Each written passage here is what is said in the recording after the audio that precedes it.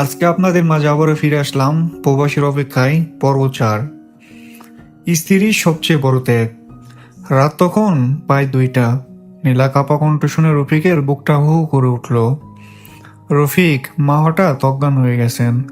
গ্রামের ডাক্তার বলছেন দ্রুত হাসপাতালে নিতে হবে। রফিক সঙ্গে সঙ্গে নিজের পকেট হাতে দেখল, কিন্তু সেখানে ছিল মাত্র কয়েকটি রিয়াল। 2 মাসের বেতন এখনো কোম্পানি দেয়নি। সে অসহায় হয়ে শুধু বলল, নীলা, আমি এখনো এই টাকা পাঠাতে পারছি না। ফোনের ওপাশে কয়েক সেকেন্ড নীরবতা। এরপর নীলা শান্ত গলায় বলল, তুমি চিন্তা করো না, আমি একটা ব্যবস্থা করছি। বড়তেই নীলা নিজের বিয়ের সময় পাওয়া ছোট্ট সোনার চেন আর কানের দুল নিয়ে জুয়েলারির দোকানে গেল। দোকানদার জিজ্ঞেস করলেন, সব বিক্রি করে দিচ্ছেন? নীলা চোখের পানি লুকিয়ে বলল, আজ গয়না নয়, আমার শাশুড়ির জীবনটাই বেশি মূল্যবান। গয়না বিক্রির টাকা দিয়ে শাশুড়িকে হাসপাতালে ভর্তি করা হলো। কয়েক ঘন্টা পর ডাক্তার এসে বললেন, আলহামদুলিল্লাহ, এখন তিনি বিপদমুক্ত।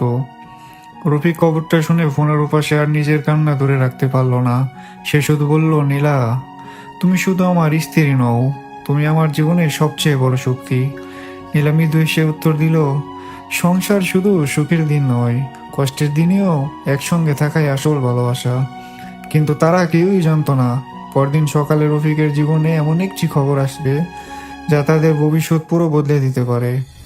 প্রবাসীর অপেক্ষায় গল্পটি যদি আপনাদের ভালো লেগে থাকে তাহলে বেশি বেশি কমেন্ট করুন, একটি লাইক, একটি কমেন্ট করে আমাদের সঙ্গেই থাকুন। আর নতুন নতুন গল্প পেতে চ্যানেলটি সাবস্ক্রাইব করুন। ধন্যবাদ সবাইকে।